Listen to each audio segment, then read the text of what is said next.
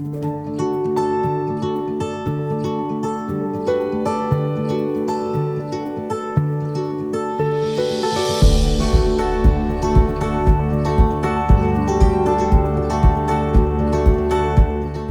le plaisir d'inviter Christian Bouijon, qui est président du groupe Humains. Le groupe Humains, c'est un acteur majeur de la chimie minérale, qui est spécialisé dans de nombreux produits touchant l'environnement, l'alimentation, les matériaux. C'est à Lorrain d'adoption.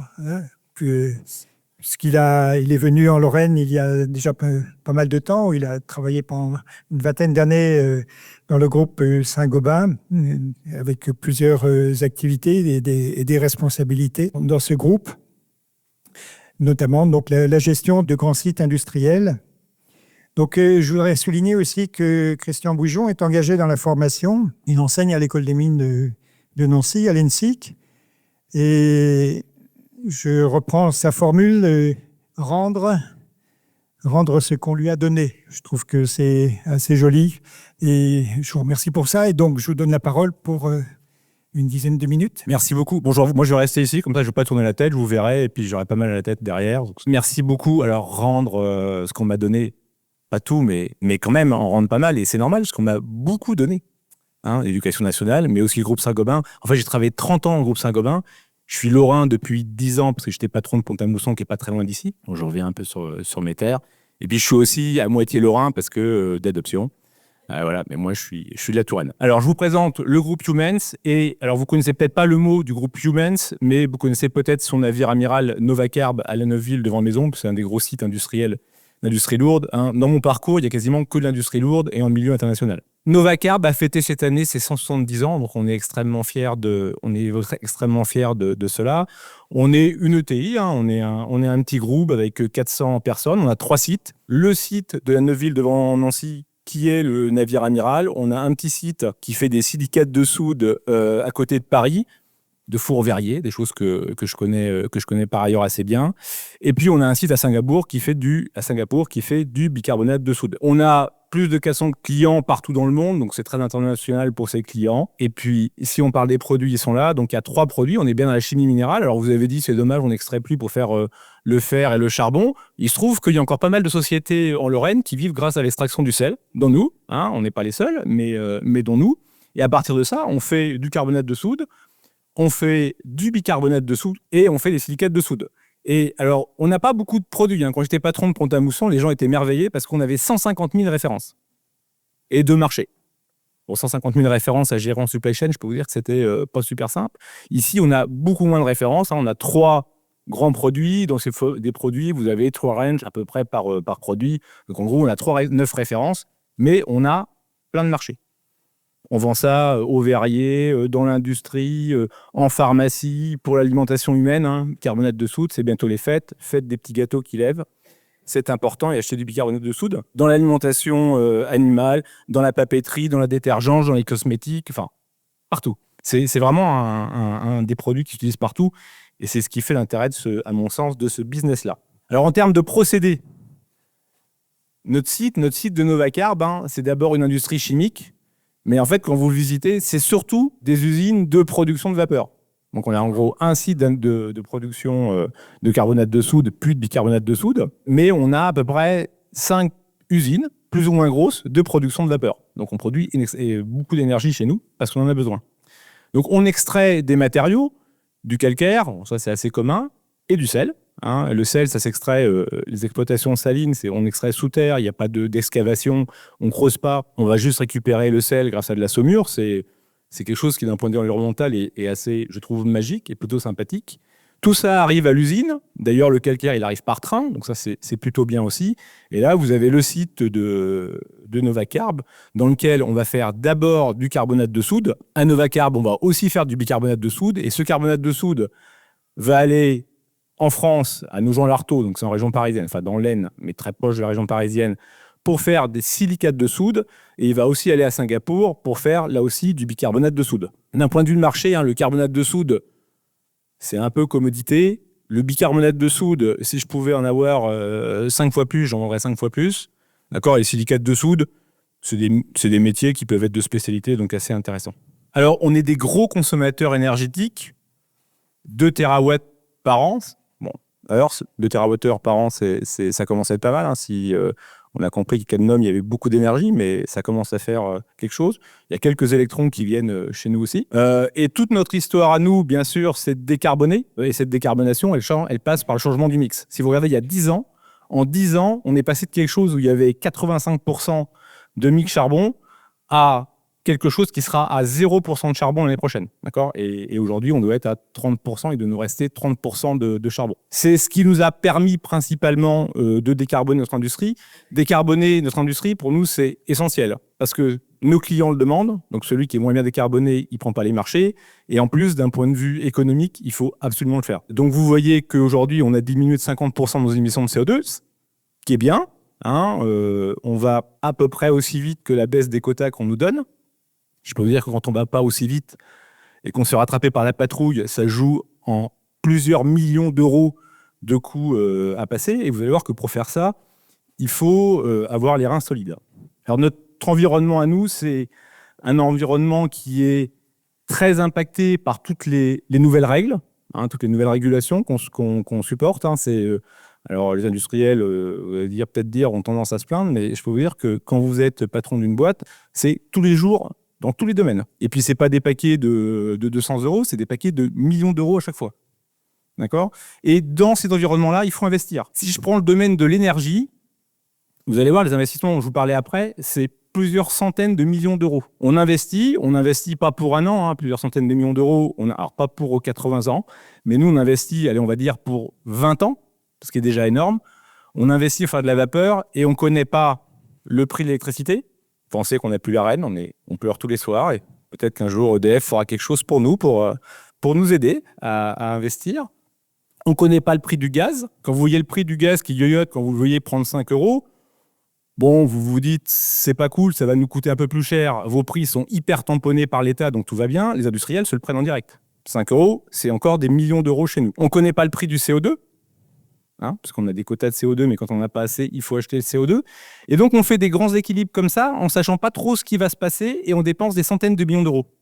Je veux dire qu'il faut être un peu accroché, et encore une fois, il faut avoir les reins solides. Et derrière, nous, on a des familles, hein, puisqu'on fait vivre un bassin d'emploi, et on en est très fiers. Et donc, on essaye de ne pas prendre les mauvaises décisions. La boule de cristal, s'il y en a un parmi vous qui l'a, vous me la passez, je saurai l'utiliser. Ça, c'est l'environnement français. Hein. On a un environnement géopolitique qui est encore plus compliqué. Hein.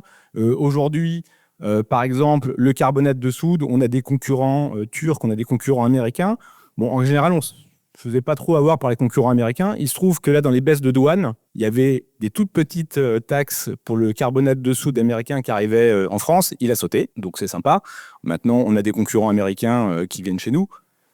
On n'en avait pas assez, donc on est content de les prendre. Et puis, vous voyez, on n'a pas par rapport à ces packages mammouths de discussion entre les US et l'Union européenne, bon, le petit producteur de la Neuville devant Nancy, il pèse pas beaucoup. Hein. On lève le doigt, on est parfois entendu, mais globalement pas tant que ça. J'ai dit les énergies qui sont assez volatiles. Alors, ça s'est calmé. Hein. On a eu des périodes en 2021-2022. Alors, moi, à l'époque, j'étais patron de Placo. La plaque de Placo, c'était 65% de gaz. Quand le prix du gaz est passé de 20 euros, là c'est 65% du prix, c'était quand c'était à 20 euros le mégawatt. Quand c'est passé de 20 à 200, je vais vous dire que c'était assez compliqué. Il y avait ceux qui avaient fait des couvertures, ceux qu'on avait moins. C'était un marché quand même assez extraordinaire. Alors qu'est-ce qu'on fait pour résister à tout ça ? Déjà, on est actif, on essaie de comprendre comment tout ça marche. C'est pas simple, hein, parce que même quand on demande aux grands sachants, ils ont aussi des incertitudes. On est présent localement. On a différents produits qui sont sur différents cycles. Ça, c'est plutôt bien par rapport à nos marchés parce que, comme sur différents cycles, on peut, quand il y en a un qui va un peu moins bien, un marché qui va moins bien, les autres prennent un peu le relais. On est présent localement. On est présent sur des marchés internationaux. On essaye d'être leader sur la partie RSE. Et ça, c'est plutôt reconnu. Hein, et on est un petit acteur. Et ça, c'est vraiment bien. Et on est aidé par d'autres acteurs. Vous allez voir ça après. Et puis, on fait feu de tout bois. Et l'ensemble des salariés font feu de tout bois pour garder cette belle industrie. Parce que c'est vraiment une belle industrie. Je ne sais pas si parmi vous, il y en a qui ont eu l'occasion de visiter. C'est des béchères qui font 27 mètres de haut, 7 mètres de large. Il y en a une quinzaine qui vibrent. Enfin, c'est vraiment impressionnant. Donc, on s'appuie sur la partie RSE. Alors, bien sûr, énormément sur la partie émissions de carbone. Mais on s'intéresse aussi à la biodiversité, on exploite des carrières, donc il y a toute une partie foncière et tout, donc il faut être extrêmement présent. En plus, à titre personnel, moi, c'est un de mes chevals de bataille, mais là, plutôt à titre personnel, mais quand on peut le pousser au boulot aussi, il faut le faire. Et puis, on travaille beaucoup sur l'eau, parce que vous consommez de l'eau, on en consomme aussi pas mal. On est les mieux-disants sur notre marché à l'heure actuelle, mais il faut toujours aller plus loin. Et par exemple, cette année, on a eu l'arrêté sécheresse. Alors, il se trouve que nous, on avait un arrêté moins sympathique que nos concurrents. Bon, les autorités n'avaient pas fait exprès, mais c'était le cas. Ben, nous, on s'est arrêté. On a réduit, on n'a pas livré nos clients. Donc maintenant, on discute avec la préfecture. La préfecture dit oui, effectivement, on va essayer de changer les choses. On est plutôt content. Il y a plutôt des gens qui sont à l'écoute. Mais il faut faire extrêmement attention. Une société comme la nôtre, très vite, peut se faire impacter par ce genre de choses. Et je vous parle d'émissions de CO2 donc, et de nos fameuses usines dans les usines. On a fait avec Engie et la Caisse des dépôts une société qui s'appelle Novawood. C'est un peu la constellation des Nova. Novacarb, Novabay à Singapour, Novabion en région parisienne. Donc on a Novawood qui est une cogénération biomasse qui fonctionne depuis 2023, qui fonctionne bien, qui nous a permis de réduire nos émissions de CO2 de 25%, qui nous a permis de réduire notre charbon de 40%. Donc ça, c'est vraiment bien et les équipes ont vraiment bien bossé sur le sujet. L'année prochaine, donc c'est du bois broyé de déchets. Et l'année prochaine, on va savoir recycler de façon plus ample les traverses de chemin de fer. Les traverses de chemin de fer, pour pas que ça pourrisse et que ça reste très longtemps sur place, c'est rempli de trucs pas très sympathiques. On va le dire comme ça. Et donc, arriver à faire de la biomasse avec ce bois-là de récupération, c'est quelque chose d'assez compliqué. On saura le faire et on va utiliser ce gisement-là. Donc ça, c'est Novawood. Et là, on va bientôt démarrer Novasteam. Novasteam, on fait ça avec nos collègues de Suez. Vous voyez, on est adossé avec des grands noms. Alors, c'est bien parce que quand il y a Engie qui vient, qui s'engage pour 25 ans auprès de vous, et Suez, pareil, vous vous dites, j'ai un avenir aussi, parce que ces gens-là, si on n'avait pas d'avenir, a priori, ils ne viendraient pas. Donc ça, c'est plutôt bien. Novasteam, c'est du CSR. C'est des combustibles solides de récupération. Donc, c'est des déchets qu'on peut valoriser. Vous voyez, les ici, c'est un monstre.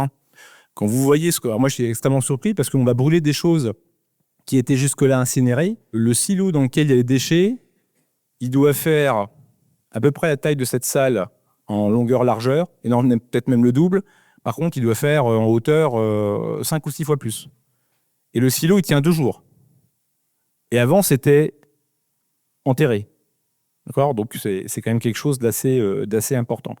Donc, grâce à Novasteam, on va complètement sortir du charbon. Donc ça, c'est vraiment bien pour tout le monde. Et on va encore réduire nos émissions de CO2. On sort du charbon en 2026 et je peux vous dire que c'est une super réussite de l'ensemble des équipes. Aujourd'hui, vous allez chez nous, il y a encore du charbon sur le site. Et alors, une fois qu'on a fait ça, on n'a pas fini. Parce que si vous vous rappelez du graphique que j'ai représenté, il y a encore de l'énergie fossile, il y a encore du CO2. Alors, on a plein d'idées pour continuer. Les idées, ce n'est pas trop le problème. Faut souvent que ce soit rentable, c'est un peu la difficulté. On travaille à l'heure actuelle sur une chaudière électrique. Nous, on adorerait la faire, et puis on se fait aussi aider là-dessus. La vraie difficulté, c'est quoi le prix de l'électricité versus les concurrents. Parce que si nous, on investit sur la chaudière électrique, ça vaut à peu près 20 millions d'euros une chaudière électrique. Si on investit et que demain, le prix du gaz, parce qu'il y a des gens qui bossent pour récupérer du gaz pas loin, ça peut m'intéresser aussi, mais je dois parier entre qui, messieurs ? Lequel de vous deux ? Je sais pas. Donc nous, on sait pas bien où on doit investir. Et c'est vrai que pour nous, ça c'est assez compliqué. Vous avez une réponse ? Une chaudière hybride, d'accord. Mais c'est plus cher le hybride. Si vous foncez la différence, bon, on peut en reparler. Donc on a beaucoup d'idées. À la fin, alors vous savez, tout le monde vous dit qu'en 2050, ils vont être zéro net carbone. Si vous dites pas ça, de toute façon, vous êtes hors jeu. Tout le monde a des plans en 2030 et puis en 2040. Et puis après, tout le monde vous dit, puis après, bon, il y a d'autres solutions qu'on aura découvertes d'ici là. Et a priori, la recherche fait en sorte que ça avance. La capture du CO2, alors tout le monde en parle, sauf qu'aujourd'hui, économiquement, c'est un petit peu compliqué. Bon, il y a plein d'autres technos et puis il faut laisser du boulot pour ceux qui vont nous remplacer un jour. Novacarb, le groupe Humens, on est un groupe local, on est vraiment local, on est un groupe historique, on est vraiment engagé sur le futur, et j'ai pas cité, j'aurais dû, parce que vous nous avez cité, donc on est partie prenante de Resol pour plein de sujets différents, parce que nous ça nous intéresse, parce qu'on veut connaître les sols, mais ça nous intéresse parce qu'on pourrait aussi stocker des choses dans nos cavités salines, ça nous intéresse parce que le lithium, c'est intéressant pour nous. On va dire pourquoi le lithium ? Pour faire du lithium, pour faire 1 tonne de lithium, il faut 2 tonnes de carbonate de soude. Alors forcément, parce qu'il y a des gens qui font du lithium, on va vendre un peu de carbonate de soude, donc on est assez content. Enfin, il y a plein de raisons pour lesquelles on est intéressé. La géothermie, ça peut être intéressant comme source d'énergie. On est acteur, on participe. Je suis là aujourd'hui parce que je pense que c'est mon devoir d'être là, de participer à l'écosystème local avec vous. Voilà, et puis engagé pour le développement durable et la croissance. Merci à vous. Merci beaucoup.